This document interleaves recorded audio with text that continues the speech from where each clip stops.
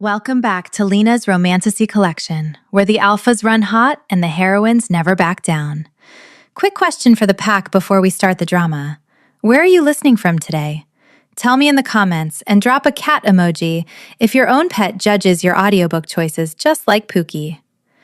We have a fun one today. It brings the heat, it brings the laughs, and it involves a stubborn human baker, a fierce alpha king on his knees, and a huge Maine Coon who steals the show. Before we jump in, if you want to support the channel and grab early access to stories like this, hit that join button down below. It keeps the oven hot and the fresh stories baking. Now, get comfortable. The timer is buzzing, and the king is about to meet his match. Let's read. Chapter 1. The neon sign of the bakery hummed outside the shop window. Inside the bakery, the air smelled of warm yeast and sugar. Pearl Kingsley wiped the wood counter with a damp rag. Her dark curls were tied back in a messy knot, but a few strands escaped to tickle her neck. She didn't mind the flour on her apron. It felt like progress. After months of being told her place was in a kitchen making dinner for a man who didn't care, she finally had a kitchen of her own. Pookie sat on a high stool near the register. The Maine Coon was a cloud of gray fur and bad attitude. His tufted ears flicked as he watched a fly. He let out a sharp meow that sounded more like a bark for attention. "In a minute, Pookie," Pearl said. She grabbed a small bowl of premium salmon flakes. "You just had a treat 10 minutes ago." The bell above the door chimed. The sound was sharp. A man stepped inside, and the temperature in the room seemed to jump 10 degrees. He was tall, with shoulders that took up the entire doorway. His hair was black as coal, and his eyes were a strange, burning amber. He wore a dark shirt that hugged his chest. He didn't just walk into the room. He took it over. "If he growls at me one more time, I'm buying a water spray bottle." Pearl didn't look up right away. She kept her focus on Pookie. She knew the type. Powerful men expected the world to stop for them. Her ex, Richard, was a human, but he had that same ego. He spent $80,000 on a watch just to show he could. Then expected Pearl to stay home and wait for his call. "We close in 5 minutes," Pearl said, without a glance at the stranger. The man stood at the counter. His presence felt like a storm cloud. He didn't speak. He just watched her. Pearl could feel his gaze on her skin. It wasn't creepy. It was heavy. "I need coffee," the man said. His voice was deep. It had a vibration that made the glass jars on the shelf rattle. "The machine is off," Pearl lied. She reached down to scratch Pookie behind the ears. The cat leaned into her hand, then hissed at the man. "Your animal is rude," the man noted. He didn't flinch at the hiss. He leaned forward. His scent hit her. Fresh pine and rain. It was a clean smell, not like the thick cologne Richard used to wear. "He's a good judge of character," Pearl shot back. She finally met his amber eyes. She didn't bow her head. She didn't look away. "I'm Pearl, and we are out of coffee." The man's jaw tightened. "Do you know who I am?" "A guy who can't read a clock?" He blinked. No one spoke to Alpha King Corbin this way. His pack members usually hit the floor when he used that tone, but this woman just stood there, with flour on her nose. She looked at him with hazel eyes that held no fear. "I'm Corbin," he said. He tried to push his power into the words. It was a mental shove that made other wolves fall to their knees. Pearl just shrugged. She picked up Pookie and cradled the giant cat like a baby. "Nice to meet you, Corbin. Now, unless you want to buy a day-old muffin, I have a floor to mop." Corbin felt his wolf stir in his chest. The beast wanted to howl. It wanted to mark the room. But mostly, it was confused. Why wasn't she shaking? "I'm not leaving until I get what I came for," he said. Pearl walked to the door and held it open. The cool night air rushed in. "Look, buddy, You're handsome, sure, but I'm strictly a cat person. Your whole big dog energy doesn't work on me." Corbin froze. The word cat felt like a slap. His wolf went wild inside his head. It clawed at his ribs. He stepped out into the night, his mind a blur of confusion and heat. Chapter 2. Corbin paced the alleyway behind the bakery. The brick walls felt too close. His skin was too tight. He could hear Pearl inside. She was singing a song to that puffball of a cat. The sound of her voice made his heart hammer against his ribs like a punch to the gut. She has a cat. A literal, hissing fuzzball. The moon goddess is mocking me. He couldn't just walk away. The bond was a tether. It pulled him back toward the door. He had to show her. He had to make her see what he really was. Humans usually screamed or ran when they saw the truth. He hoped she would at least look impressed. Pearl stepped out the back door a moment later. She carried a bag of trash. She stopped when she saw him standing near her rose gold SUV. "Still here, Corbin? Stalking is a bad look," she said. She tossed the bag into the bin with a loud thud. "Watch," Corbin said. He didn't wait for her to answer. He let the change take him. It wasn't a choice anymore. His bones snapped. The sound was like dry sticks breaking. His skin ripped and healed in a blur. His spine stretched. The pain was sharp, a sting he had felt 1,000 times, but he didn't make a sound. In seconds, a giant wolf stood where the man had been. His fur was midnight black. His amber eyes glowed in the dark alley. He stood 5 feet tall at the shoulder. He was a creature of myth, built for war and speed.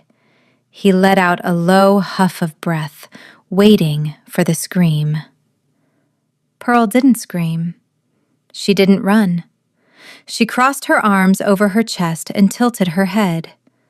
"Wow," she said. Corbin puffed out his chest. He felt proud. "You're just a giant, dramatic dog," Pearl said. She started to laugh. It was a bright, honest sound. "All that brooding, and you just have a lot of fur. Do you know how much vacuuming I'd have to do? Pookie sheds enough as it is." The wolf's ears dropped. His tail, which had been held high, tucked between his legs. He wasn't a dog.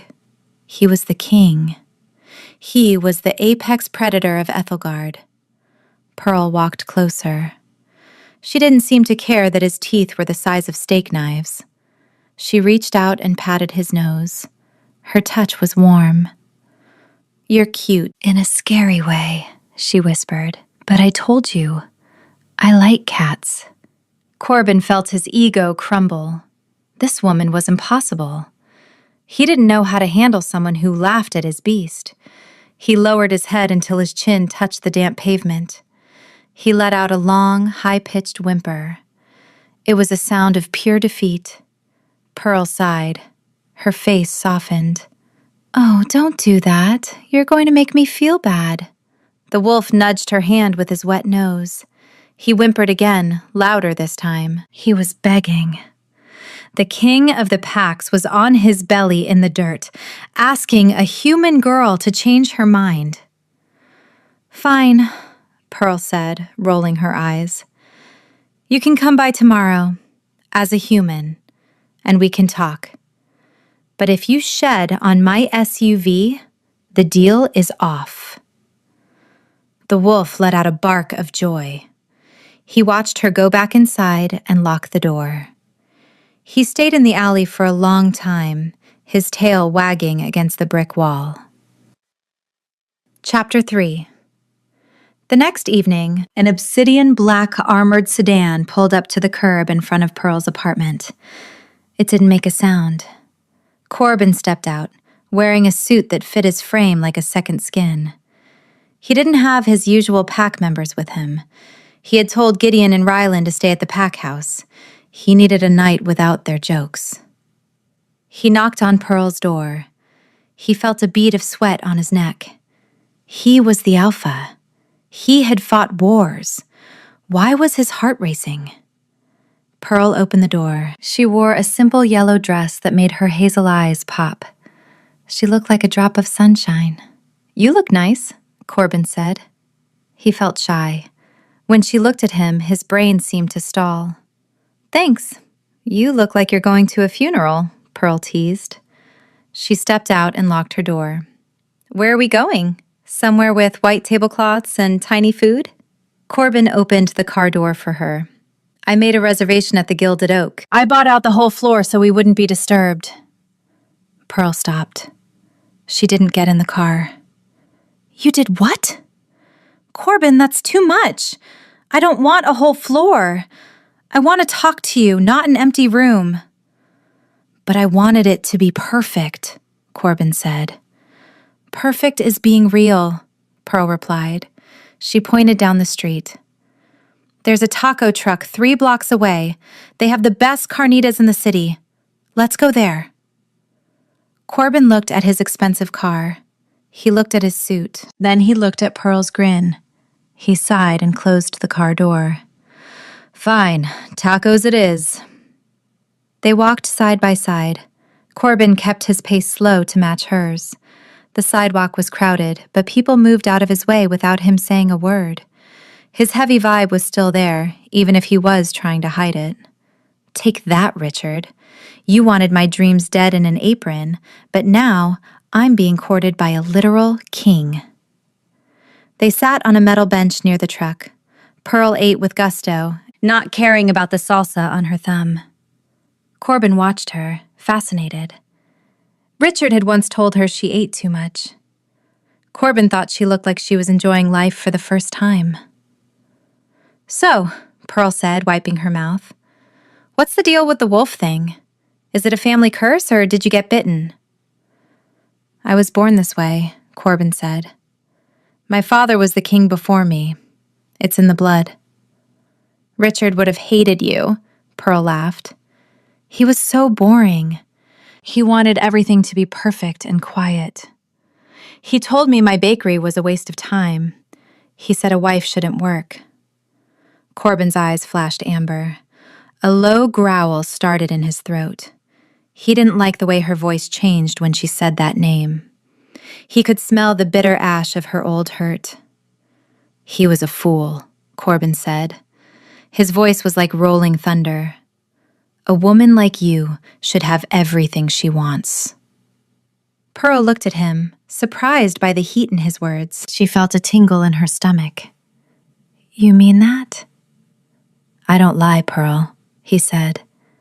He reached out and tucked a curl behind her ear. His hand was huge, but his touch was light. Chapter 4. A few days later, Corbin took Pearl to the edge of the city. He drove the obsidian sedan deep into the woods where the trees grew tall and thick. This was Packland. The air was cool here, and the light filtered through the leaves in golden streaks. "Why are we here?" Pearl asked. She stepped out of the car. Her boots crunched on the fallen leaves. "I can't keep hiding what I do," Corbin said. He looked toward the heart of the forest. "My people live here. I am their leader, Pearl. It's more than just shifting into a wolf. There is a hierarchy, rules, laws. I just want 5 minutes without Gideon asking me to sign treaty papers." He led her to a clearing with a stone altar in the center. The place felt old. It felt important. "If I tell you everything, you have to keep it a secret," Corbin said. "Our world is hidden for a reason. Humans fear what they don't understand. If the wrong people knew where we were, my pack would be in danger." Pearl nodded. She looked at the stone altar. "I understand. I'm good at keeping secrets. I didn't even tell Aunt Tess about your wolf form." "It's more than a promise," Corbin said. He held out a small, silver-lined knife. "It's a blood bond silence. You swear an oath. If you try to tell a secret you shouldn't, it will feel like a sharp sting in your chest. It won't kill you, but it will stop you. Pearl narrowed her eyes. She didn't like the idea of something controlling her. She had spent too long under Richard's thumb. You want me to take a magic oath? It's the only way my pack will accept you being here, Corbin explained. I trust you, Pearl, but they need to know the secrets are safe. Pearl looked at the knife, then at Corbin. She saw the worry in his eyes. He wasn't trying to boss her around. He was trying to protect his family. She respected that. Okay, she said. I'll do it, but I have a condition. Corbin tilted his head. Anything. I know you wolves like to change people, Pearl said. She crossed her arms. I love being human. I love my bakery. I love that I don't have to eat raw steak. I am not shifting, Corbin. Not now. Corbin stepped closer. He could feel the heat radiating off her. Pearl, the bond will get stronger. You might want to one day.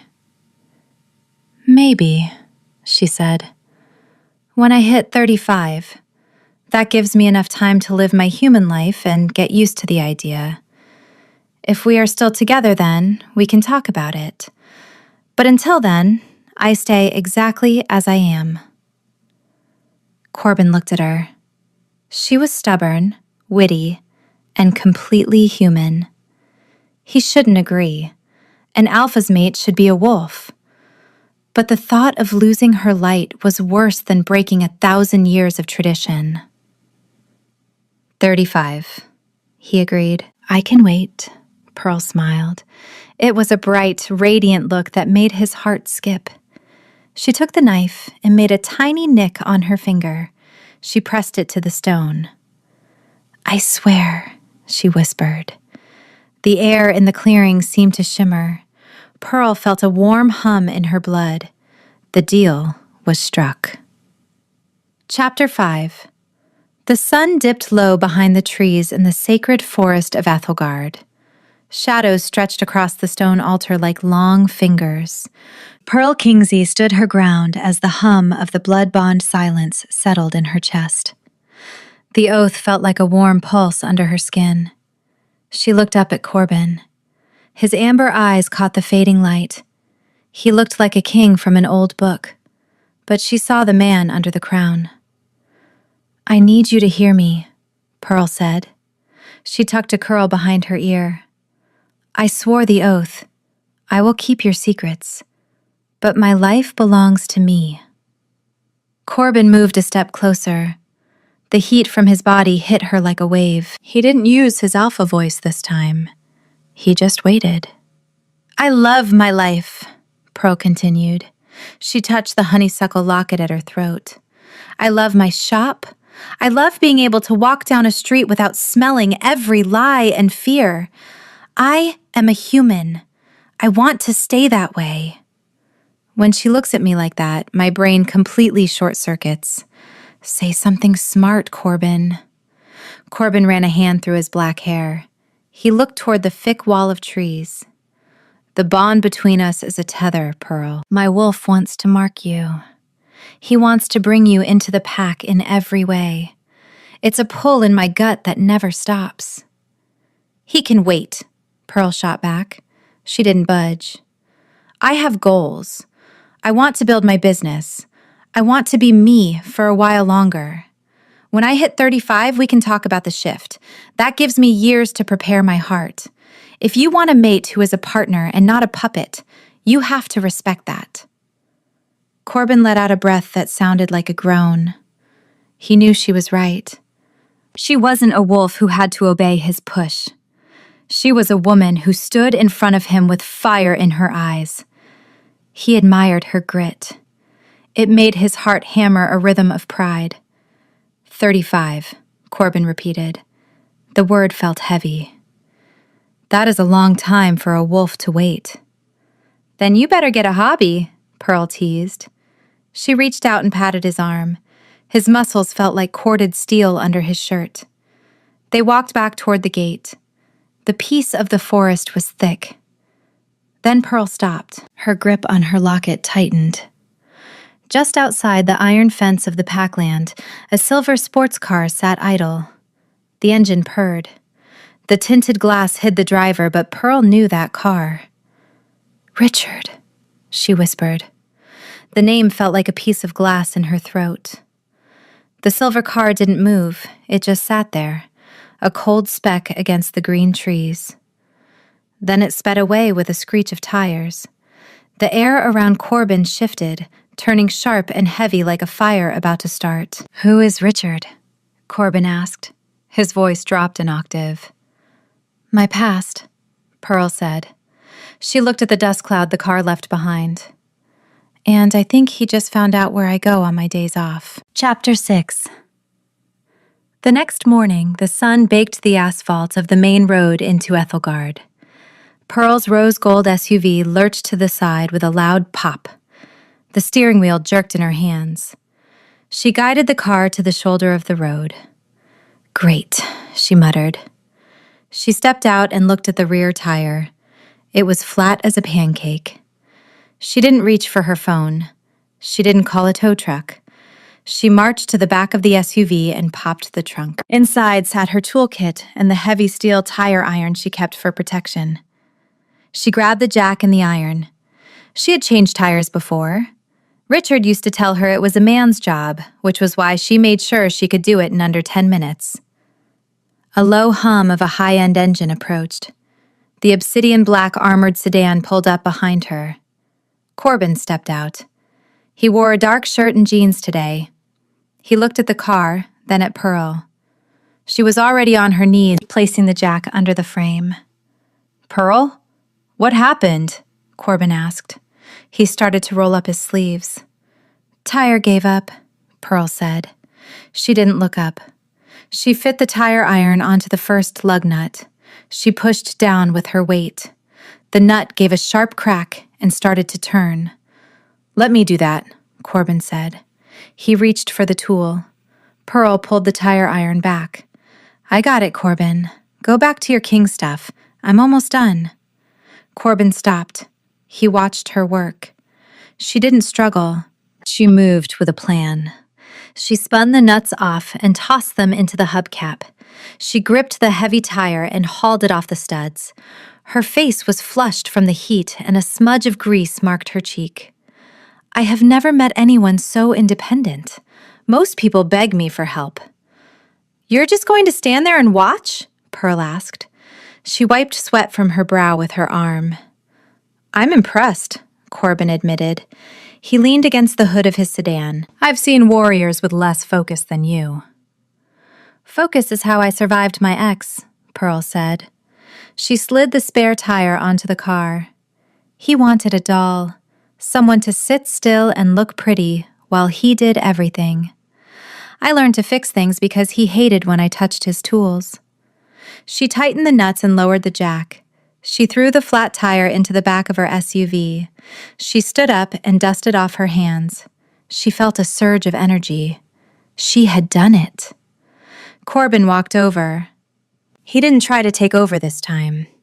He pulled a clean cloth from his pocket and reached out. He wiped the smudge of grease from her cheek. His touch sent a spark through her that made her knees feel weak. "You are a force of nature, Pearl Kingsley," he said. His voice was soft. Pearl smiled. She felt content. She liked that he watched her win instead of trying to win for her. But the memory of the silver car from the day before still hung in the back of her mind. Richard was a man who didn't like to lose. Chapter 7. The pack house was a giant building made of stone and dark wood. It sat on a hill that looked over the forest. As Pearl climbed out of her rose gold SUV, she felt a dozen pairs of eyes on her. The air here smelled of wood smoke and raw power. Corbin met her at the front steps. Behind him stood two men who looked like they were made of muscle and bad news. Gideon and Rylan. They were the Gamma and Beta of the pack. They crossed their arms and watched her approach. As Pearl reached the top step, Gideon let out a low growl. It was a test. He wanted to see if the human would flinch. Pearl stopped. She didn't move back. She looked Gideon right in his gray eyes. Then she looked down at his feet. "You're Gideon, right?" she asked. The man blinked. "Yeah?" "Wipe your boots," Pearl said. She pointed to a clump of mud on his heavy leather shoes. "I don't care how big a wolf you are. If you're going to stand on this porch while I'm here, you keep it clean. I have a shop to run, and I don't have time to track mud everywhere." Rylan let out a bark of laughter. Gideon's mouth dropped open. He looked at Corbin, then back at Pearl. He took a step back and scraped his boots on the mat. "My ex was an alpha, and look how that turned out. These guys are just bigger dogs." "She's feisty," Rylan noted. He gave Pearl a nod of respect. "She's the Luna," Corbin said. His voice had a ring of pride that made Pearl's heart do a flip. They walked inside. The main hall was a sea of people. Men and women stopped what they were doing. The chatter died down. It was a silence that could cut glass. Pearl felt the weight of their stares. She was a human in a world of monsters. But she didn't drop her gaze. She kept her head high. "Is this everyone?" Pearl asked. Her voice carried in the quiet room. A woman with white hair stepped forward. She was a healer. She looked at Pearl with wise eyes. "We have not had a human in this house for 100 years. "Well, I hope you've dusted since then," Pearl joked. A ripple of soft laughter went through the room. The tension snapped. People started to move again. They saw that she wasn't a threat. She was just a girl with a sharp tongue and a kind smile. Pearl looked at Corbin. He was staring at her with such adoration that she felt heat rise to her cheeks. He looked like he wanted to pick her up and carry her away. "You did great," he whispered. "I just told a giant wolf to clean his shoes," Pearl said. She felt a tingle of excitement. "I think I'm going to like it here." Chapter 8. Corbin arrived at Pearl's apartment later that night. He had left the pack house and the politics behind. He just wanted peace. He took off his jacket and sat on the small sofa. Pookie was already there. The Maine Coon sat on the back of the couch like a gargoyle. His yellow eyes tracked Corbin's every move.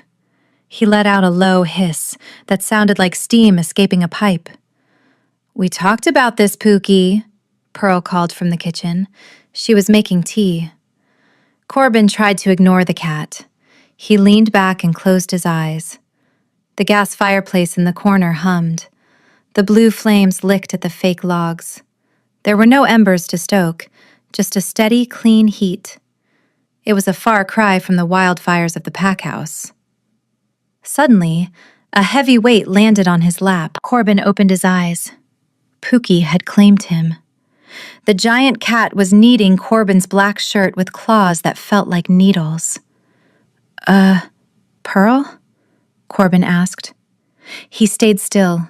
He didn't want to lose a finger. "Oh, he likes you," Pearl said. She walked in with 2 mugs. She stopped and laughed. "Look at that! He's claimed the king." Pookie let out a loud purr. It sounded like a small motor. He started to shed. Thick tufts of gray fur began to cover Corbin's expensive shirt. Corbin looked down at the mess. He was the most powerful wolf in Affogard, and he was being used as a bed by a cat. She actually likes his pack. They're like overly aggressive, heavily muscled golden retrievers. But this cat is the boss. "I'm going to need a lint roller," Corbin muttered, but he didn't move the cat. He actually liked the weight. It felt domestic. It felt like a home. Pearl sat down next to him. She leaned her head on his shoulder. The scent of honeysuckle filled his nose. He felt a wave of contentment that he had never known. For the first time, he didn't feel like a king. He felt like a man. "This is nice," Pearl whispered. "It is," Corbin agreed. He reached out and scratched Pookie behind the ears. The cat leaned into the touch, closing his eyes.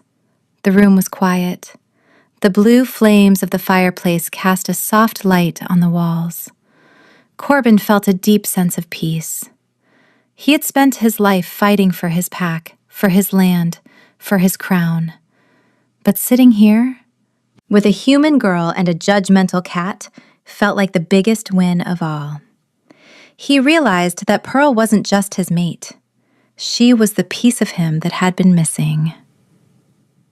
Chapter 9. The Peace Didn't Last. The next morning, a delivery man knocked on Pearl's door. He handed her a large white box with a silk ribbon. "For Ms. Kingsley," the man said.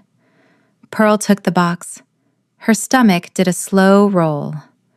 She recognized the logo on the lid. It was a store Richard loved. She opened it in the kitchen. Inside lay a designer apron made of silk and lace. It was white, pristine, and completely useless for a real baker. On top of the apron sat a small card. Pearl picked it up. The handwriting was sharp and cold. "You've had your fun, Pearl. It's time to stop playing with dogs and come home. Your place is in my kitchen, not in the dirt. I'm coming for what is mine. Richard." Pearl felt a wave of old anxiety wash over her. It was a cold chill that made her hands shake. Richard didn't see people. He saw things. He had seen her as a prize to be kept on a shelf. He didn't care about her dreams. He wanted them dead so he could feel big. Corbin walked in. He had been in the living room reading his book of poetry. He saw Pearl standing by the counter, her face pale. He saw the white box. "What is that?" he asked. He didn't wait for her to answer. He picked up the card. As he read the words, his demeanor changed. The calm warmth of the apartment vanished. In its place was a sharp, burning tension. His jaw set so tight, Pearl thought his teeth might crack. "If anyone touches a single hair on her head, I will burn this entire city to ash." "He thinks he can own you," Corbin said. His voice was a low growl that made the teacups rattle. "He always did," Pearl said. She took the apron and threw it into the trash can. "He doesn't understand that I'm not the same girl he left. I have something he will never have." "What's that?" Corbin asked. He stepped closer and took her hands in his. "Accountability," Pearl said. She met his amber eyes. "And a king who knows how to listen." Corbin pulled her into a hug. He held her tight, his heart thudding against hers. He felt a surge of protective rage. Richard was a ghost from her past, but he was trying to haunt her present. Corbin wouldn't let that happen. He would show this human what happened when you tried to steal from a wolf. "He won't touch you, Pearl," Corbin vowed. "I know," Pearl said. She leaned into him. She felt a flutter of nervous hope. She was afraid, but she wasn't alone. She had a pack now. And she had a tire iron in her SUV if things got messy. Chapter 10. The neon lights of Planet Pixel pulsed in shades of hot pink and electric blue. The air buzzed with crackling energy and the loud hum of arcade cabinets. She stepped into the noise. Behind her, Corbin loomed. His presence was a shadow that swallowed the light. He wore a dark shirt. It stretched tight across his broad chest and the thick muscles of his arms. He looked like he walked out of a myth and into a strip mall. "You want to play games?" Corbin asked. His voice rumbled above the beeps of the machines. "I want to crush you," Pearl said. She flashed a grin. They stopped at the air hockey table. The surface glowed. A fan hummed deep in the guts of the machine. Pearl grabbed a plastic mallet. Corbin took the other. His hand was so large, the handle vanished in his grip. He looked at the tiny plastic puck. He looked at Pearl. He looked confused. If he growls at me one more time, I'm buying a water spray bottle. The goal is simple, Pearl said. She leaned over the table. Her dark curls brushed her shoulders. Don't let me score. The game began. Corbin moved in a blur. His wolf senses gave him an edge. He saw the puck before it even left Pearl's side. He hit it back with a crack that sounded like a gunshot. The plastic disc flew. Pearl blocked it. She used her wit. She knew he was fast, but he was also a bit too tense. He played like he was at war. Relax, King, Pearl teased. She faked a shot to the left. Corbin lunged. He moved with the grace of a predator. But the puck went right. It slid into his goal with a soft chime. Corbin froze. His amber eyes went wide.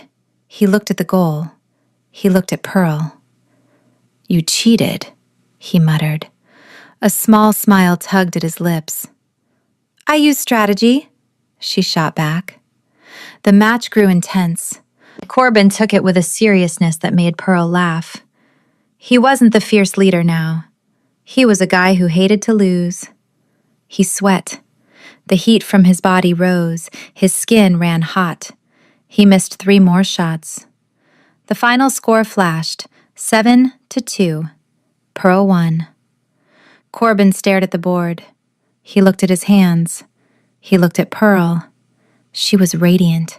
She held her head high. She was a goal-getter who didn't back down. When she looks at me like that, my brain completely short-circuits. Say something smart, Corbin. I want a rematch, Corbin said. He felt a tingle in his chest. It wasn't fear. It was awe. He realized she complimented him. She brought light where there was just duty. Maybe next time, Pearl said. She patted his arm.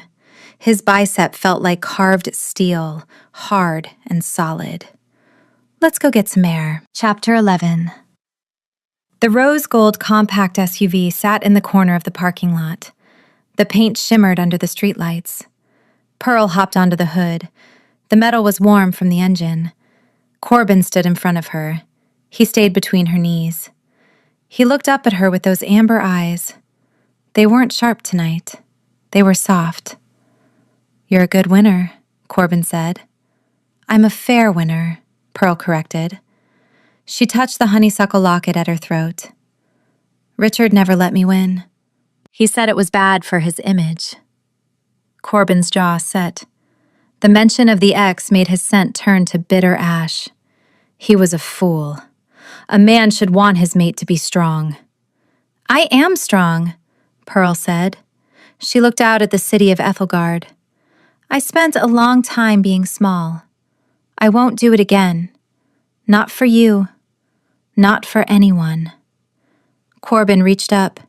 He took her hands in his. His palms were rough and warm. He was the alpha. He was the shield for his people. But here, he felt small. I don't want you small, he whispered. I want you just like this. He looked away for a second. His face went red. The Alpha King was shy. Take that, Richard. You wanted my dreams dead in an apron, but now I'm being courted by a literal king. Are you blushing, Corbin? Pearl teased. She felt a warm sensation in her tummy, the good kind. The light is just bright, he lied. Pearl laughed. She leaned down. She put her hands on his shoulders. The muscles felt like steel cables. She could feel his heartbeat. It wasn't like a trapped bird. It was like a drum. I like you, Corbin, she said. He looked up. The shyness vanished. He pulled her closer. His touch was firm. He didn't ask. He just moved. His lips met hers. The kiss felt like a spark in a dry forest. It was electric. Pearl felt a tingle go through her whole body. She didn't pull away. She leaned into him. She felt content. She felt safe. He broke the kiss. He rested his forehead against hers. I'll wait for you. 35 years. 100. It doesn't matter. Good, Pearl said. She felt a tingle of hope. Because I have a lot of things to do first. Chapter 12. The obsidian black armored sedan pulled up to the stone steps of the pack house. Corbin stepped out. He looked tired but happy. He walked into the main hall. Rylan, his beta, stood by a large wooden table. He was reading a map of the forest. "The boss is back," Rylan said. He looked up with a smirk. "You smell like honeysuckle and cat hair." Corbin brushed a stray gray hair from his sleeve. Pookie had left his mark. "Pearl has a lot of energy." "The pack likes her," Rylan said. He leaned back. "Gideon says she's the only human who ever told him to wipe his feet. He respects that. Most wolves are too scared to look him in the eye." Corbin felt a surge of pride. Then, a pang of jealousy hit him. He didn't like other wolves talking about his mate, even Rylan. He felt his wolf side stir. It wanted to growl. It wanted to mark his territory. "I just want 5 minutes without Gideon asking me to sign treaty papers." "She's mine, Rylan," Corbin said. His voice was low. It had that heavy vibe that made the room go quiet. I know, Rylan said. He held up his hands. "I'm just saying, she's good for us. She brings a light to this place. You've been less of a jerk since you met her." Corbin didn't have time to argue. A young wolf ran into the room. He looked pale. He held a thick white envelope. "Alpha," the boy said. "This just came. It's for the pack." Corbin took the letter. He tore it open. His amber eyes scanned the page. His posture went rigid. The relaxed warmth vanished. In its place was a heavy, suffocating anger. "What is it?" Rylan asked. "A legal notice," Corbin said. He tossed the paper onto the table. "They are rezoning the sacred forest for a mall, a human development project." "They can't do that," Rylan barked. "That land is ours. It's been ours for 1,000 years." "They can if they have the money," Corbin said. He looked at the name at the bottom of the page. It wasn't just a company. It was a name he knew from Pearl's stories. Richard. The ex-boyfriend wasn't just a ghost. He was a threat. He wanted to pave over their home. He wanted to kill their dreams. Chapter 13. Pearl was in her bakery. She was finishing a batch of blueberry muffins. The shop felt warm. The blue flames of the gas fireplace hummed in the corner. Pookie sat on the counter. He was busy cleaning his paws. Her phone rang. It was an unknown number. Pearl answered. "Hello?" "Pearl, you sound busy," a cold, familiar voice said. Pearl's heart slammed against her ribs. "Richard." "I saw your new friend," Richard said. "The one with the black car. He seems rough. Not your type at all." "You don't know my type, Richard," Pearl said. She gripped the phone. Her knuckles went white. "Why are you calling?" "I'm doing a bit of business in Aethelgard," Richard said. He sounded smug. "I'm building something vast, a mall, right on that old forest patch you like so much. I thought you'd want to know. I'm clearing out the stray dogs." "That forest is private land," Pearl said. She felt a wave of rage. She wasn't a housewife in a kitchen anymore. She was a woman with a pack to protect. "It was," Richard said. "But money changes things. You should come home, Pearl, before your little friends lose their place to sleep.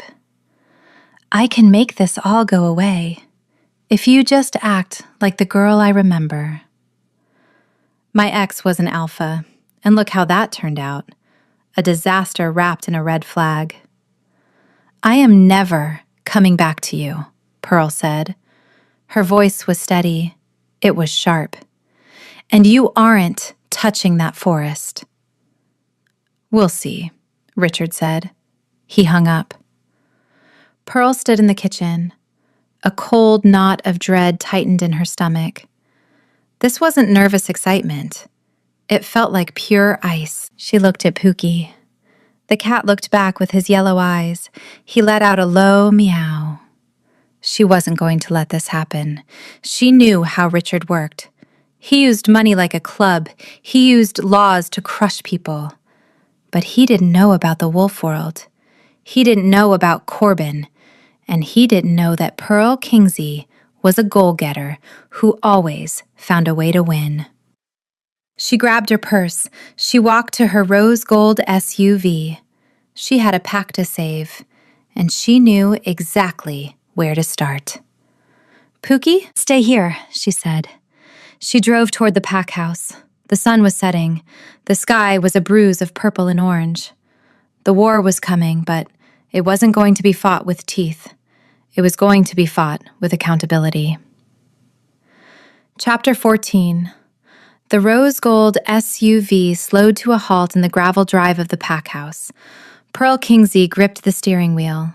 Her knuckles showed white against the leather. The threat from Richard hummed in her mind like a hornet. He wanted the forest. He wanted her spirit. She stepped out of the car. The evening air felt cool, but the tension radiating from the stone building ahead felt like a furnace. Corbin stood on the wide porch. His amber eyes tracked her movement. Behind him, Rylan and Gideon looked like stone statues, their arms crossed over broad chests. A calm heat usually radiated from Corbin, but now a sharp, suffocating tension filled the air. His anger was a physical presence.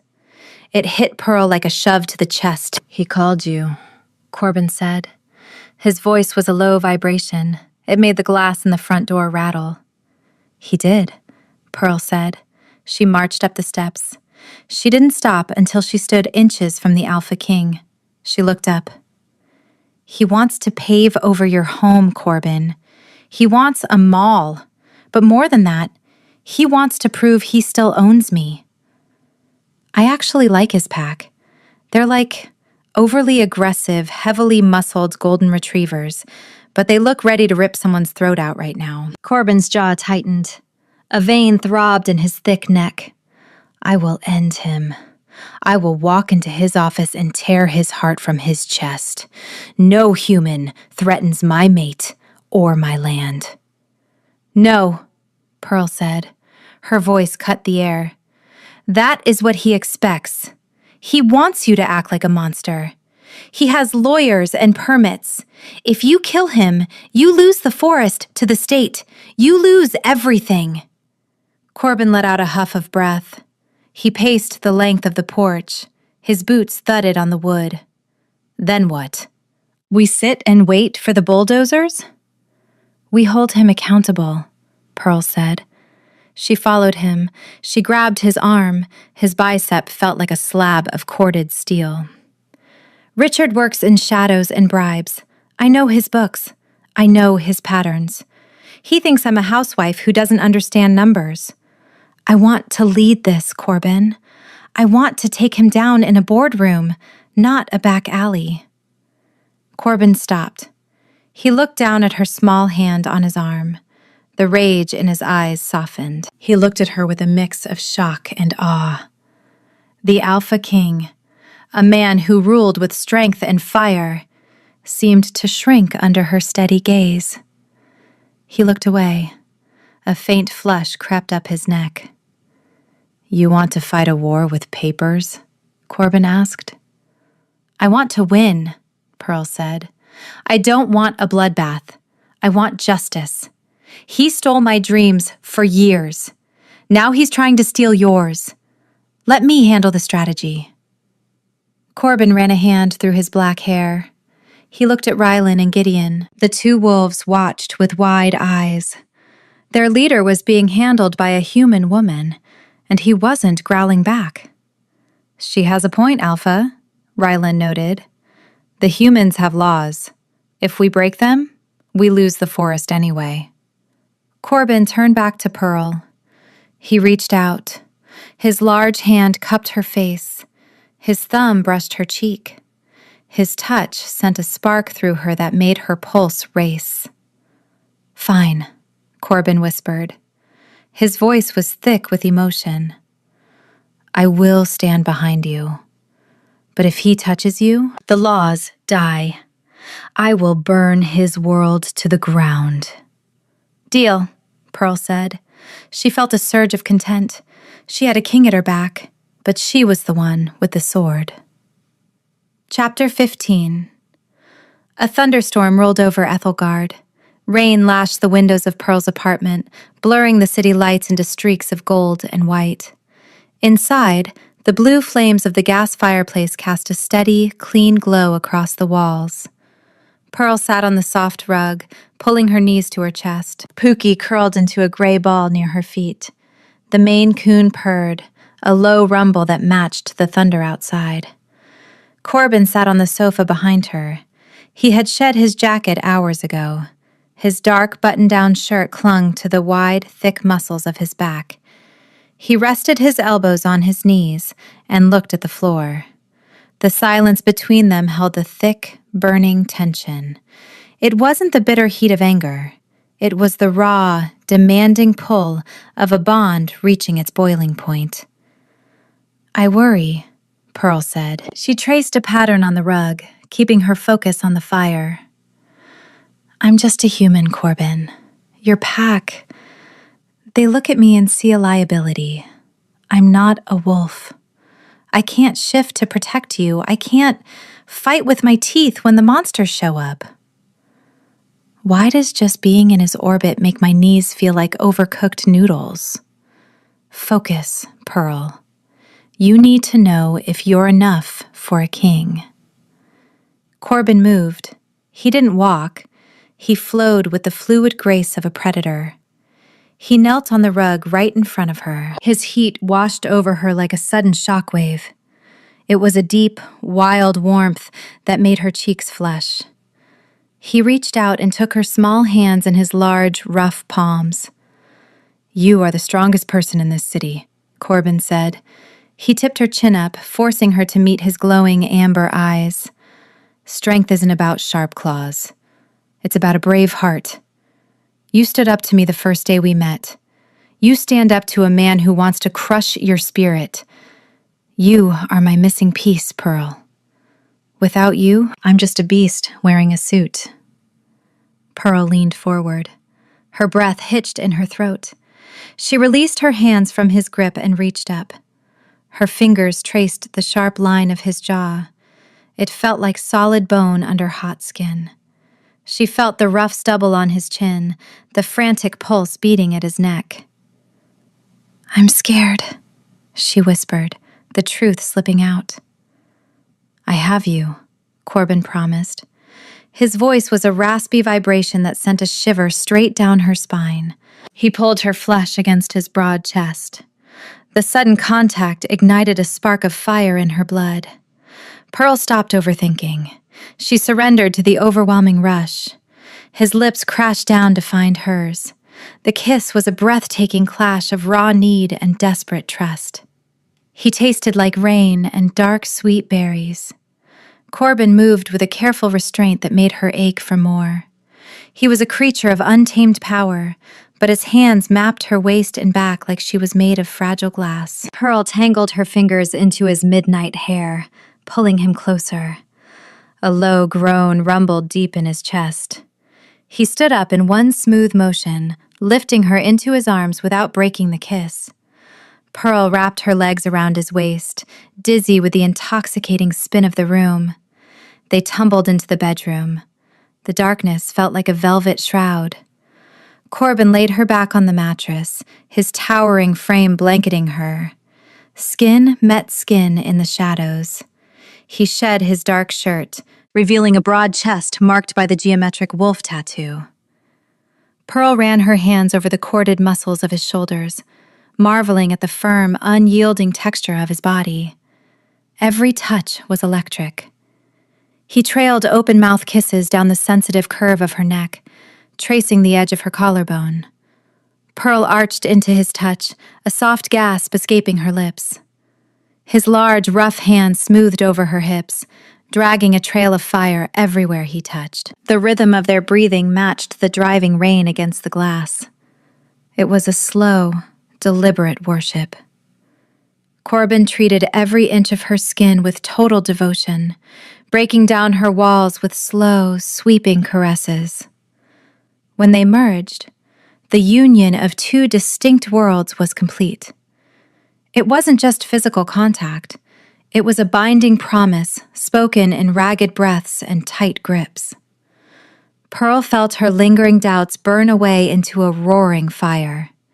She matched his intense pace, her nails scoring his back as pleasure coiled tight in her stomach and burst into a blinding rush of relief. In the quiet aftermath, as the storm outside faded to a gentle drizzle, Corbin held her close.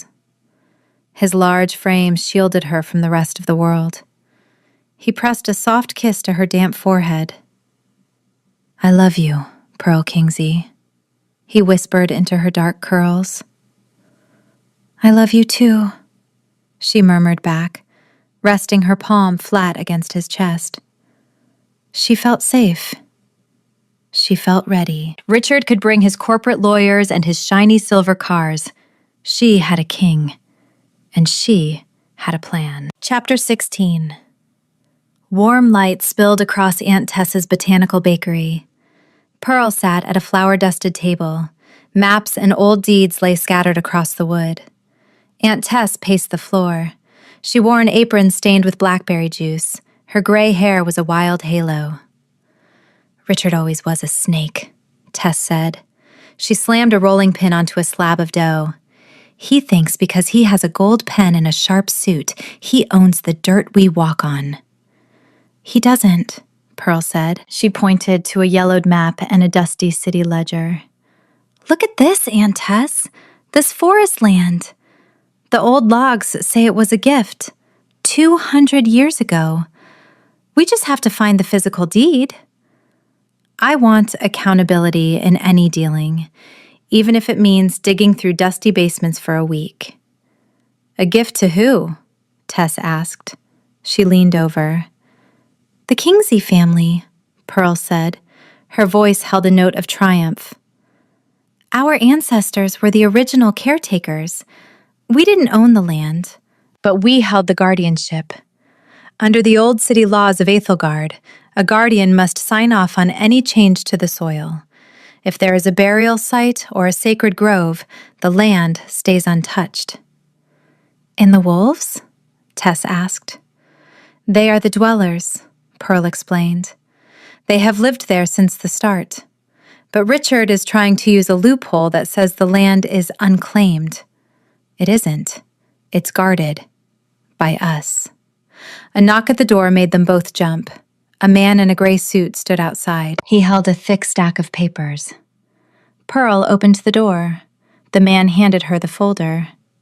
"Miss Kingsley, I have a cease and desist from the law offices of Richard Vance," the man said. Pearl took the papers. She didn't flinch. "Tell Richard I got his gift. Tell him I hope he likes the taste of defeat." The man blinked. He turned and walked to a silver sports car idling at the curb. Richard sat in the back.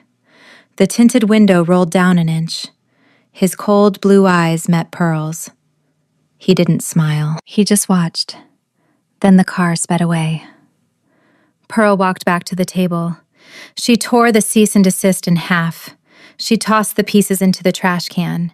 It landed on top of the white silk apron Richard had sent before. "He's scared," Pearl said. "He should be," Tess agreed. "You have the wit of your mother and the grit of a wolf." "I have something better," Pearl said. She looked at the old maps. "I have the truth, and I have a plan to make sure everyone in Ethelgard knows it." She grabbed her phone. She called Corbin. "We found it," she said. "The loophole. We need to get the pack ready for a different kind of fight." Chapter 17. Pearl was finishing a batch of honey cakes when the bell above the bakery door chimed. The sound was sharp. The air in the shop turned cold. Richard stepped inside. He looked out of place in the warm, sugar-scented room. His suit was dark. His shoes were polished to a mirror shine. Behind him, a man in a black jacket stood guard. It was Corbin. He had his hood up. He looked like a hired bodyguard. He didn't speak. He didn't growl. But the air around him felt like a storm. "Pearl," Richard said. He looked around the shop with a sneer. "It's a quaint little place. A bit small for someone with your potential." Pearl kept her focus on the cakes. She didn't look up. "It's mine, Richard. That makes it big enough." "If he growls at me one more time, I'm buying a water spray bottle." "Oh, wait, that's for Corbin. For Richard, I need a sledgehammer." Richard walked to the counter. He tapped his gold fountain pen on the glass. "The forest rezoning goes through on Friday. The board of directors is already on my side. You're fighting a lost cause, Pearl. Come back to the city. I've bought that penthouse you liked, the one with the marble kitchen." "I don't like marble," Pearl said. She finally met his eyes. "And I don't like you." Richard's face twisted.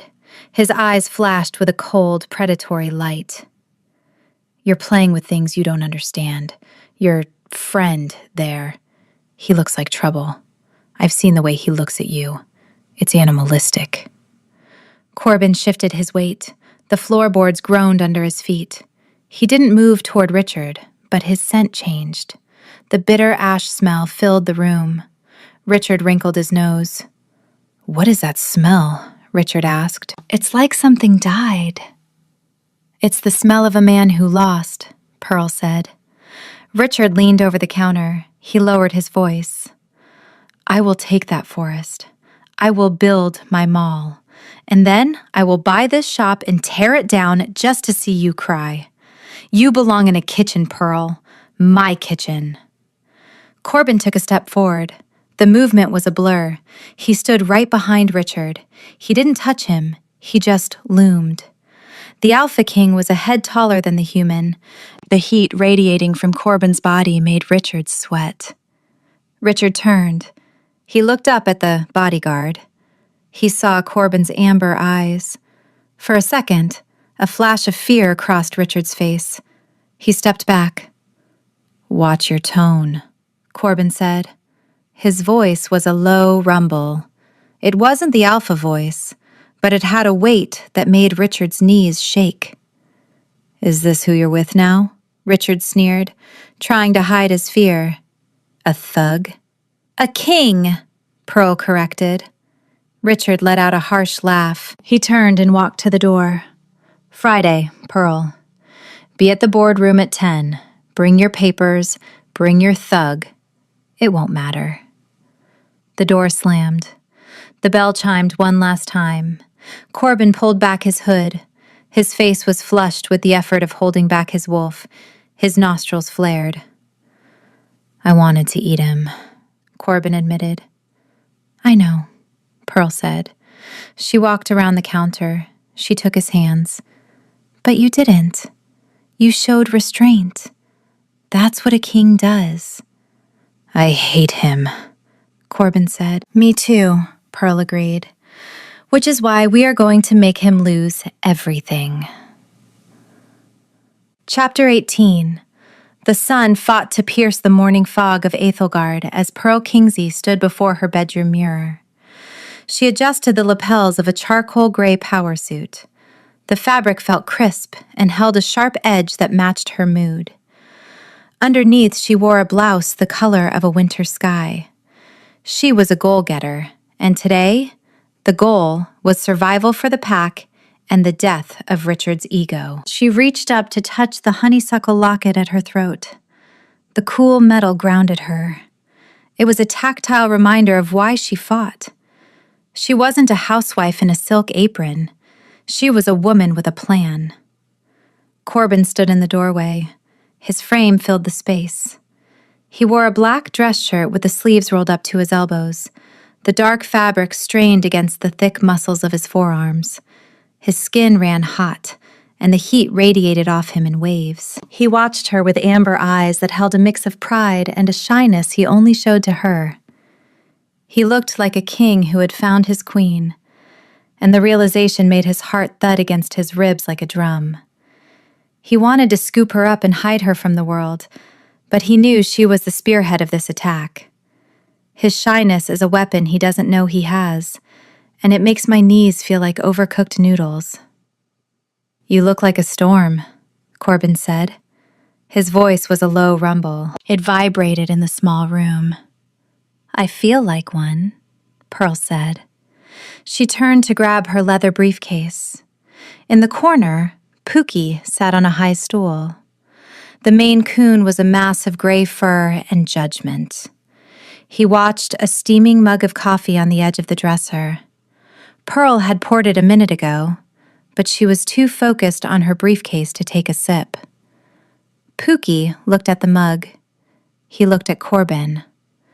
With a deliberate flick of his paw, he swiped the ceramic cup. The mug tipped. Coffee splashed across the floor. It soaked into the white rug Pearl had bought 3 months ago. The rug was a total loss. The stain was the size of a dinner plate and dark as midnight. "Pookie!" Pearl cried out. The cat let out a sharp meow and jumped down. He trotted to Corbin and rubbed against his shins, leaving tufts of gray fur on the alpha's black trousers. Corbin looked down at the mess on the floor. He looked at the cat. He didn't growl. He just let out a huff of breath. "He did that on purpose," Corbin noted. "He hates when I'm stressed," Pearl said. She grabbed a towel and threw it over the stain. "I don't have time to fix this. It stays like that until we get back." She checked her watch. It was 9 in the morning. The board meeting started at 10. She checked her briefcase one last time. The folder with the ancient maps and the guardianship deeds was tucked inside. She had spent a week digging through the basement of the bakery with Aunt Tess to find these papers. They were the key to the fight. Corbin reached out and took her hand. His palm was rough and warm. "We go now?" he asked. "We go now," Pearl agreed. They walked out of the apartment. Pearl locked the door.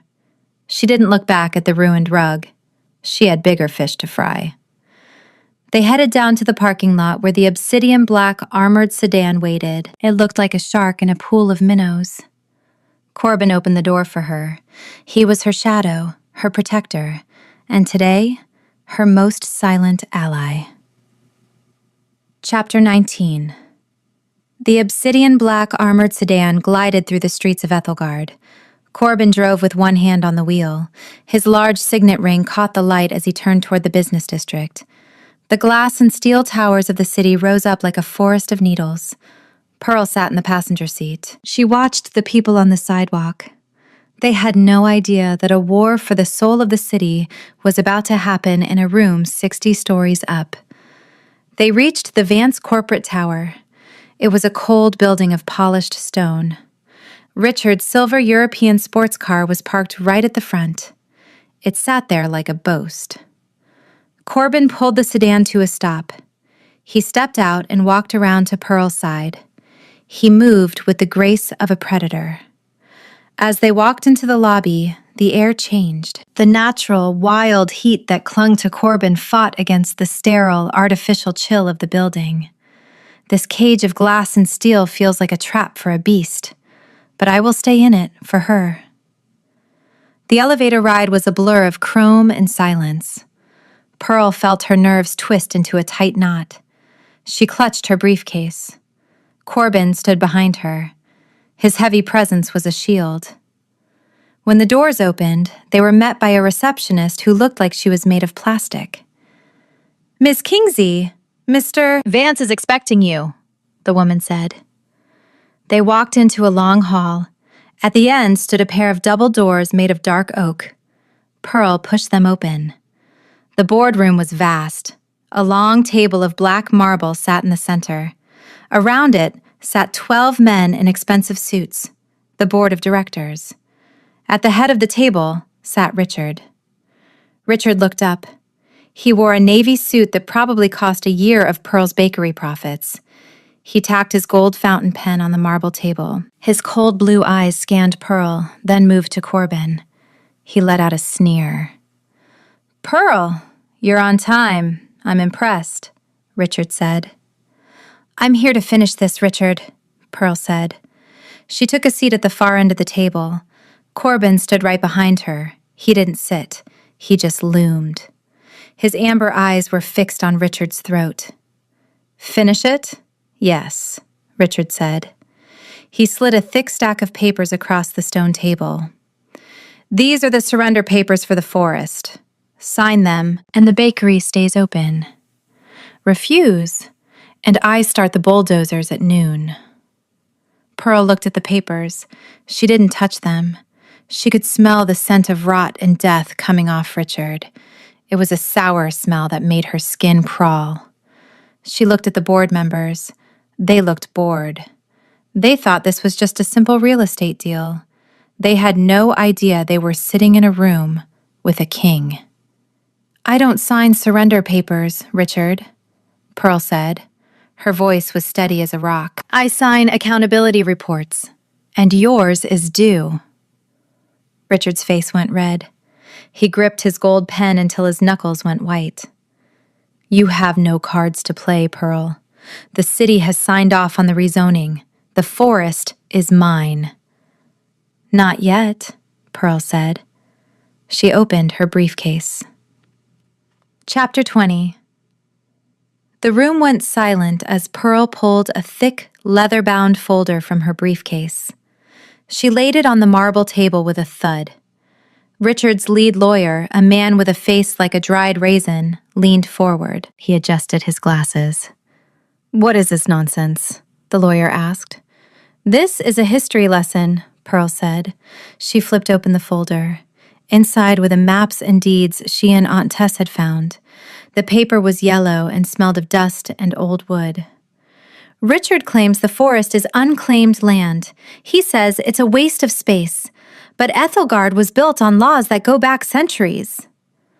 "I want accountability in every dealing, even if I have to bleed for it." Pearl pointed to a map from the 1800s. "This forest was never part of the city grid. It was a gift from the first governor to the Kingsley family. We are the guardians. Under the Charter of 1842, no guardian land can be sold or rezoned without the consent of the bloodline." The board members began to whisper. They looked at each other. Richard's smug smile began to fade. He snatched the map and looked at it. "This is ancient junk," Richard shouted. He threw the map back onto the table. "It's been 100 years since anyone used these laws. They are dead." "Laws don't die just because you ignore them, Richard," Pearl said. She looked at the board. "The city charter states that as long as a Kingsley is alive, the forest is protected. I am the last of that line, and I do not give my consent." The lead lawyer looked at the papers. His hands started to shake. He whispered something to Richard. Richard's face turned from red to a pale, sickly white. The heavy weight of pure fury filled the room as Corbin's anger flared. He didn't move, but the temperature in the room seemed to rise. "You think a piece of paper stops a $100 million project?" Richard sneered. He stood up. He slammed his palms onto the table. "I have the mayor in my pocket. I have the zoning board. This is my city." "It's not your city," Corbin said. His voice was a low growl. The board members flinched. The weight of his alpha presence hit them like a shove. "It belongs to the people and the wolves." Richard laughed. It was a harsh, desperate sound. "Wolves? You're a thug in a suit. You're nothing." Richard turned to his lawyer. Tell them the deed is a fake. We had our researchers look into this. There is no original Kingsley deed on file at City Hall." "That's because it's not at City Hall," a new voice said. The double doors of the boardroom swung open. Aunt Tess walked in. She wore a bright purple dress and a hat that looked like a bird's nest. In her hands, she carried a small iron-bound box. Chapter 21. Aunt Tess marched to the table. She ignored the board members. She ignored Richard's glares. She set the iron box in front of Pearl. "I had to dig through the old flower bins for this one," Tess said. She took a key from around her neck and opened the box. Inside lay a scroll of parchment. It was thick and held a wax seal that hadn't been broken in a century. The seal bore the crest of the Kingsley Guardians, a honeysuckle vine wrapped around a sword. "This is the original deed," Pearl said. She broke the seal. The sound was a sharp crack in the quiet room. She unrolled the parchment. "Signed by the governor and the high alpha of the forest packs. It's a dual custody agreement. The land cannot be touched unless both the guardian and the king of the forest agree." Aunt Tess gave Richard one last, triumphant smirk, patted Pearl on the shoulder, and quietly slipped out the double doors to head back to the bakery and let her niece finish the fight. "I would burn 1,000 cities to keep that light in her eyes." Pearl looked at Corbin. He met her gaze. The shyness was gone. He looked like the alpha king he was. He turned his attention to Richard. "I am the king of that forest," Corbin said. His voice had the power of a mountain. It forced the board members to drop their eyes. "And I do not agree." Richard's mouth hung open. He looked at the deed. He looked at his lawyer. The lawyer was busy stuffing his own papers back into his briefcase. The man knew a lost cause when he saw one. "This is a lie!" Richard screamed. He grabbed his gold fountain pen and threw it at the wall. It hit a painting of the city and shattered. Black ink splattered across the canvas. "I spent $40 million on the permits alone. I have investors. I have a timeline." "You have a pile of scrap paper, Richard," Pearl said. She stood up. She felt a surge of content. She felt radiant. "The rezoning is dead. The forest stays as it is. And you? You're done." The board members started to stand up. They didn't look at Richard. They looked at Pearl with a new respect. They looked at Corbin with fear. They realized they had almost destroyed something ancient and powerful for a man who didn't even know his own city's history. "Meeting adjourned," the chairman of the board said. He walked out without a second look at Richard. Richard sat back in his leather chair. He looked small. He looked like a child who had lost his favorite toy. He stared at the broken pen on the floor. The ink pool looked like a dark hole. Pearl picked up her folder and the ancient deed. She walked to the door. Corbin followed her. He stopped at the door and looked back at Richard. "If I ever see you near the forest again," Corbin said. He didn't have to finish the sentence. The look in his amber eyes was enough. They walked out of the tower. The air outside felt fresh. The fog had lifted. Pearl looked at the obsidian sedan. She looked at Corbin. "We did it," she whispered. "You did it," Corbin said. He leaned down and kissed her forehead. But as they reached the car, Pearl's phone buzzed. It was a text from a blocked number. "The forest is one thing, Pearl, but I still have the bakery. Check your insurance." Pearl felt a chill go through her. The war wasn't over. It was just moving to a new front. Chapter 22. The chairman of the board pushed his leather chair back. The screech of metal on the marble floor echoed through the vast room. He reached for his briefcase, his face a mask of exhaustion. Pearl Kingsley stood her ground at the end of the long table. She did not move. She did not look at the exit. She placed one hand on the ancient deed and the other on the cold surface of the black stone. "The meeting is not over," Pearl said. Her voice rang out, sharp and clear. It hit the walls and bounced back. The board members froze. They looked like statues caught in a mid-step. Richard Holloway, the man who had tried to crush her spirit for years, slammed his hand onto the table. "The deed is a fluke, Pearl. A relic. The zoning board has the final word, and they answer to me. Leave now before I have security drag you out." Corbin stepped forward. He did not say a word. He stood right behind Pearl, his broad chest a wall of heat. The obsidian fabric of his dress shirt strained against the thick slabs of muscle on his shoulders. He was a mountain of a man, and his presence alone seemed to push the air out of the room. He did not growl. He did not snarl. He simply breathed, his amber eyes fixed on Richard's throat. The temperature in the room climbed. It felt like a furnace had been kicked to life. The suits at the table began to tug at their collars. Sweat beaded on Richard's upper lip. If I shift right now, I can end this in a heartbeat. But she wants to win this her way. "Security is not coming, Richard," Pearl said. She reached into her briefcase and pulled out a sleek black tablet. She had charged it at the bakery that morning and tucked it into the side pocket of her leather bag. She slid it across the marble. It came to a stop right in front of the chairman. "I suggest you look at the drone footage I took of the forest edge last night." Richard let out a harsh laugh. "Drone footage?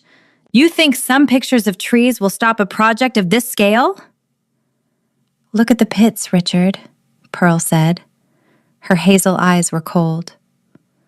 "Look at the barrels with the Vance corporate logo on the side. The ones leaking black sludge into the creek that feeds the city's reservoir." The board members crowded around the tablet. Their faces turned a sickly shade of gray. Richard's rage bubbled over. He stood up, his face a deep shade of red. He looked like a man about to burst. "You think you can trap me?" Richard screamed. He pointed a trembling finger at Pearl. "I built this company. I own this city. You are nothing but a girl who should be in a kitchen, waiting for my call. You are a waste of space." Corbin took one more step. His shadow fell over Richard, cold and dark. He didn't touch the man, but the heavy vibe he projected made the air feel like lead. The board members retreated toward the walls. They felt the push of a power they didn't understand. It hit them in the gut, forcing them to look at the floor. "Sit down," Corbin said. His voice was a low vibration that made the water in the glasses on the table ripple. It wasn't a request. It was a command. Richard fell back into his chair as if a hand had shoved him. He gasped for breath, his eyes darting around the room. He was a predator who had just realized he was in a cage with something much larger. Chapter 23. The silence in the boardroom was thick enough to choke on. Pearl Kingsley watched the directors. They stared at the screen of the tablet. The footage showed the scarred earth of the forest edge. It showed the toxic rot Richard had hidden under the guise of progress. This wasn't about a mall. This was about a burial ground for his company's crimes. "The mall was a front," Pearl explained. She paced the length of the table, her charcoal gray suit fitting her like armor. Richard needed a way to pave over the evidence of the illegal waste dumping his factories have done for a decade. If he built a mall, the concrete would hide the poison forever. He didn't want the forest. He wanted a tomb. The chairman looked up. His blue eyes held a mix of horror and disgust. "Is this true, Richard?" "She's lying!" Richard shrieked. He looked at his board of directors, the men he had fed for years. "She's a jilted ex-girlfriend. She wants to ruin me." "The barrels have your signature on the manifests, Richard," Pearl said. She pulled a stack of printouts from her briefcase. She had printed them from Aunt Tessa's old computer. "I found the digital trail. You didn't delete the records from the old server, you just hid them." The board members turned on Richard. The scent of bitter ash in the room was overwhelming. It was the smell of Richard's lies burning down. The directors began to shout. They saw the ruin of their own reputations in those images. They saw the lawsuits and the jail time. Richard wanted her dreams dead in the kitchen, but she just used his own greed to burn his world to the ground. "You're fired," the chairman said. He looked at Richard as if he were a piece of trash. "The board will cooperate with the city. We will fund the cleanup, and we will make sure you never work in this town again." Richard's face went pale. He looked at the men around him. They were the ones who had clapped for his speeches and toasted his wins. Now, they wouldn't even look him in the eye. He was a ghost in his own tower. Pearl felt a surge of content. It wasn't a victory of blood, but a victory of truth. She felt radiant. She looked at Corbin. He was watching her with an intensity that made her heart skip. He didn't need to be a king to show her respect. He saw her as his partner. "I'm not done," Richard whispered. He stood up at a snail's pace. His eyes were wide and glazed. He looked at Pearl. "You think you won? You think you can take everything from me?" He surged across the carpet. He reached for Pearl's arm, his fingers clawing the air like talons. He wanted to hurt her. He wanted to drag her down with him. "You are mine," Richard roared. Corbin's heart thudded like a drum against his ribs. He moved to intercept, his hand reaching for Richard's chest, but Pearl was faster. Chapter 24. Pearl Kingsley did not flinch as Richard lunged for her. She did not scream. She did not hide behind Corbin's broad frame. She reached into her leather briefcase, the same one she had carried into the lobby, and gripped the cold, heavy handle of her steel tire iron. She had placed it in the bag before leaving the bakery, knowing Richard's nature. She swung the iron up. She didn't hit him, but she stopped him in his tracks. The heavy metal bar sat an inch from Richard's nose. He froze. His breath hitched. He stared at the scratched steel. He stared at the weapon of a woman who was done being a housewife. "Don't touch me," Pearl said. Her voice was ice. "I am not the girl you left in that kitchen, Richard. I don't need your permission to exist, and I certainly don't need your hands on me." Corbin stopped behind her. He stood like a silent guardian, his amber eyes glowing with a fierce light. He didn't need to shift. He didn't need to use his alpha voice. The sight of Pearl holding her own against her monster was the most beautiful thing he had ever seen. "I want to tear him apart for even thinking of touching her. But her fire is more than enough to burn him." Richard looked at the tire iron. He looked at the woman holding it. He saw the fire in her eyes. He saw the strength in her grip. He looked at the board members who had turned their backs on him. He looked at Corbin, the man who stood like a king at her side. He realized he had lost everything. His company was gone. His pride was a heap of rubble. His mall was a pipe dream. The forest, the land he had tried to pave over, was protected by the very woman he had tried to break. "You're a monster," Richard whispered. "No," Pearl said. She lowered the tire iron. She didn't drop it. She just lowered it. "I'm a goal-getter, and my goal was to protect my pack. I think I'm done with you." The board members surged toward the exit. They didn't want to be near the fallout. Richard stood alone in the center of the vast marble room. He looked small.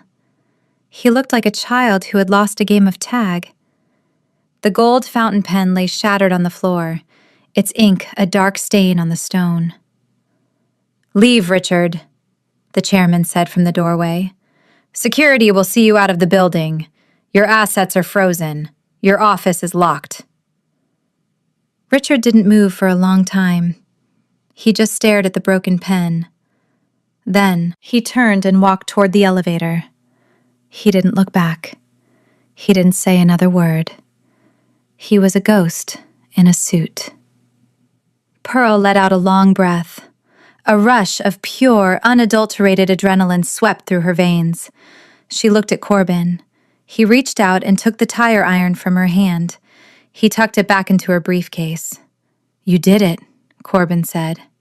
He pulled her into his chest. His heart beat against hers, a steady, powerful rhythm. "We did it," Pearl corrected. The war was over. The forest was safe. The bakery was her own. She looked out the window at the city of Ethelgard. The sun was high in the sky. She felt whole. She felt radiant. "Let's go home," Corbin whispered. "Home," Pearl agreed. Chapter 25. Richard Holloway slumped in his leather chair. The power he once wore like a suit of armor bled away with every second of silence. The chairman of the board stood. He buttoned his coat with fingers that did not shake. He looked at Richard with a gaze of flint. "Richard, you are done. Your seat is empty. Your stock is frozen. Security will escort you to the curb. Leave." The directors followed him out. They fled the room as if the air itself held a plague. Richard stared at the floor. He looked at the black ink from his shattered pen. The stain mirrored the ruin of his name. Pearl Kingsley let out a breath. The tension in her shoulders snapped. She felt the weight of the last hour lift. She turned to Corbin. He did not wait. He swept her into his arms. He lifted her feet off the marble.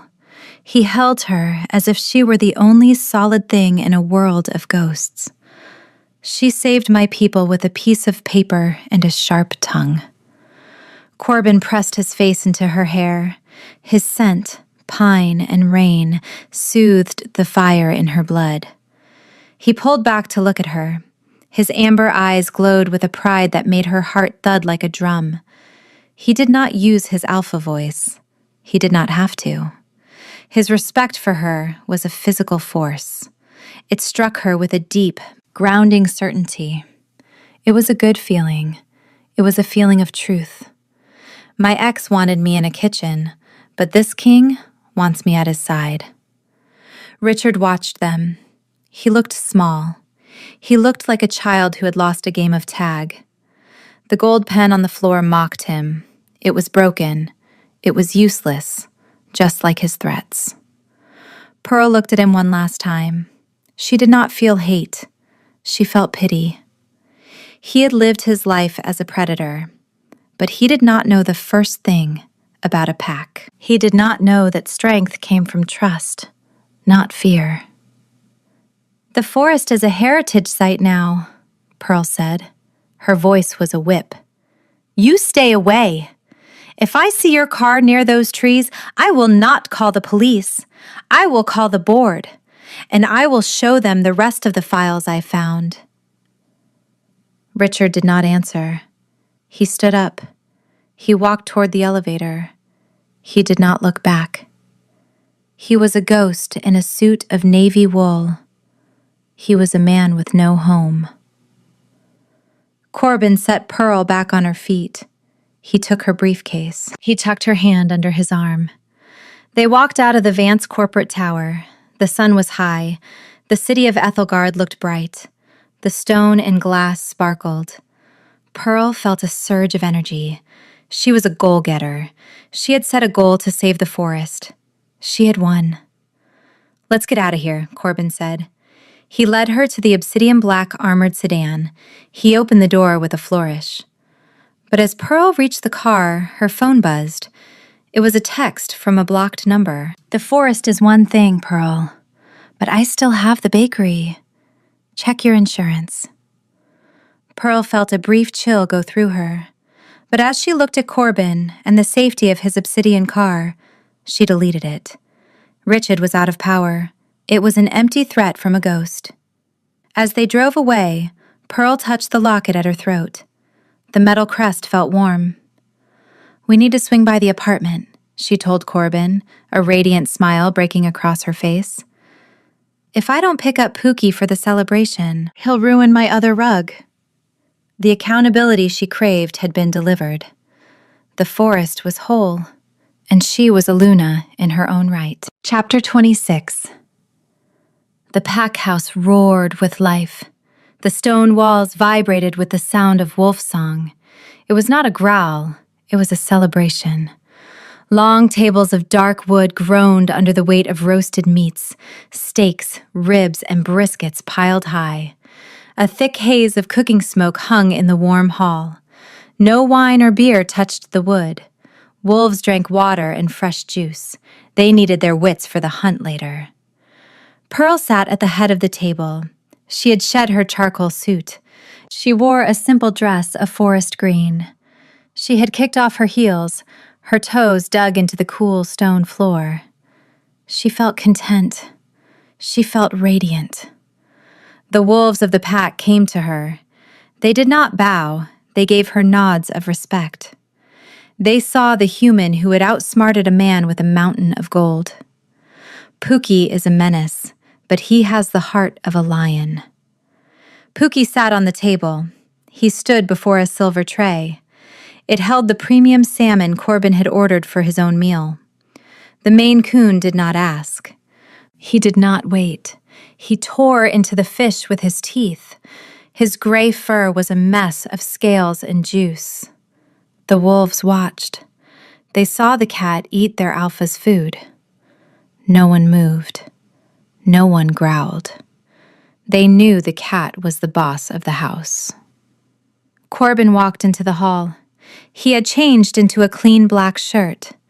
He saw the cat. He saw the empty tray. He did not get angry. He let out a laugh.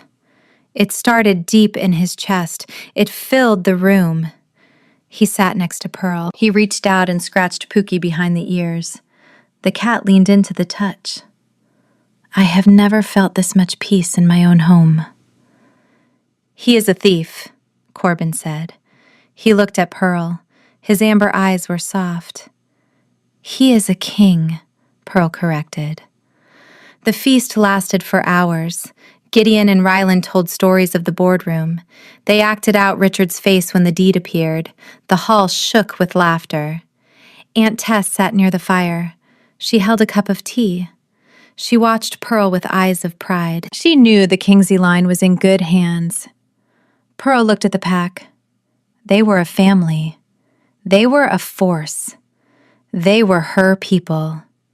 She felt a warm flutter of joy in her chest. It was a sign of hope. She had found a place where she was appreciated. She had found a man who wanted her dreams to grow, not die. Corbin stood. He held up a glass of water. The room went quiet. To the Luna, to the Guardian, to the woman who saved the trees. The pack stood. Their voices rose in a howl of joy. It was a sound of strength. It was a sound of love. Pearl stood with them. She felt the power of the bond. She was not a wolf, but she was one of them. She was a partner. She was a queen. Chapter 27. Night fell over Ethelgard. The stars fought the glow of the city lights. Pearl and Corbin sat on the porch of the pack house. The air was cool. The gentle night breeze was a comfort. Her rose gold SUV sat in the drive. Its paint caught the moon. It looked like a spark in the dark. About the shift, Pearl said. She leaned against the wood post. Corbin nodded. 35. I know the deal. I keep my word. I want to see the world first, Pearl said. She touched his hand. His skin was hot. His pulse was a steady drum. I want to bake 10,000 cakes. I want to drive my car until the engine dies. I want to be a human for a while longer. I will wait, Corbin said. He reached into his pocket. He pulled out a box. It was not made of velvet. It was made of wood from the forest. It was rough. It was real. He opened it. A ring sat inside, a thin band of silver. No diamond sat on top. It held a small stone of amber. It matched his eyes. It was a piece of him. "This is not a mark of power," Corbin said. His voice was a whisper. "It is a promise. It is a sign that I am yours, as a man, as a wolf." He understands. He truly understands that I am a partner, not a prize. Pearl took the ring. She slid it onto her finger.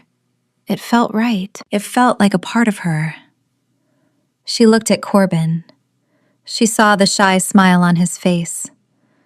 This was the man who ruled a city. This was the man who fought wars. But with her, he was just Corbin. "I love you," Pearl said. "I love you," he answered. I would wait 1,000 years for another kiss like that. They sat in the quiet. They talked about the future. They talked about a new shop. They talked about a garden for Aunt Tess. They talked about a bigger bed for Pookie. There were no secrets. There were no lies. There was only the truth of the moon and the heat of their bond. Pearl felt a sense of wonder. She had escaped a cage. She had found a forest. She had found a king who did not want to rule her. He wanted to walk with her. She was a goal-getter, and she had found the ultimate prize. Chapter 28. The bakery hummed with life. Golden morning sunlight spilled across the display cases. Pearl Kingsley pulled a tray of muffins from the oven. She wore her apron, the old one, stained with fruit and flour. She looked out the window. Her rose gold SUV sat at the curb. It looked like a gem in the gray street of Ethelgard. The insurance threat from Richard's text had vanished. The board found his fraud. They found his theft. They paid for the cleanup of the forest. They paid for her peace. Richard was a ghost in a cell now. He had no pen. He had no power. He had only the walls of his room. The bell above the door chimed. Corbin walked in. He did not use the alpha voice. He did not have to.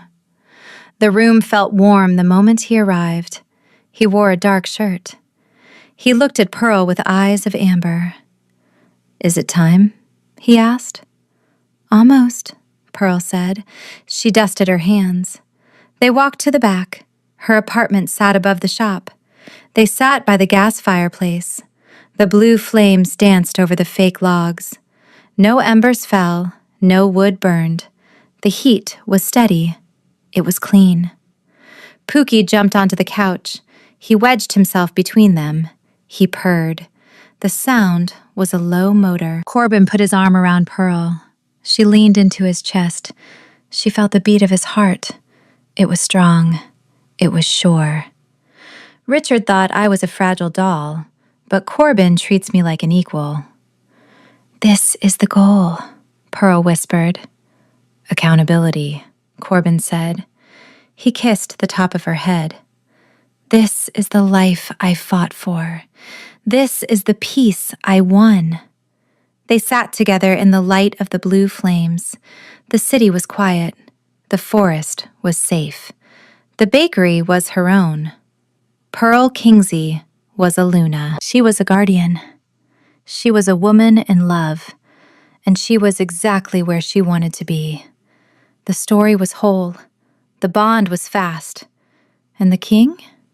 He was content to be a cat person for as long as it took. The end. Quick favor, don't go anywhere yet. If you thought Pearl was bold for making the Alpha King wipe his muddy boots and surrender his lap to a grumpy cat, wait until you meet the heroine in the next story on your screen. You have to hear this beautiful disaster unfold. Click the video on your screen right now. It is pure, unhinged chaos.